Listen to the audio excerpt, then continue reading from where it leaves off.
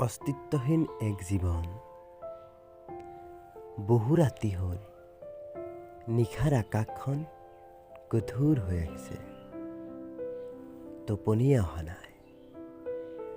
ডায়েৰীৰ পৃষ্ঠাবোৰো খালী হৈ আছে। বহুদিন হ'ল লিখিবই পৰা নাই। নিষ্ঠুৰ সময়ৰ খুন্দাত যে কি আহি পালোঁ। জীৱনটো বৰ জটিল হৈ পৰিল। বিষাদবোৰে যেতিয়া বুকুখন হেঁচি ধৰে, সান্তনা দিবলৈ কোনোৱেই নাথাকে। চকু পানীবোৰ নীৰৱে শুকাই যায়। এৰা, জীৱনত সুখ বুলিবলৈনো কি আছে?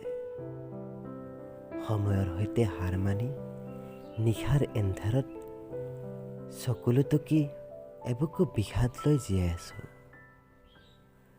পায়ো হেৰুৱাৰ বেদনা কি বুজিবা? সেমেকি যোৱা সপোন, জীয়াই থকাৰ অৰ্থহীন কাহিনী।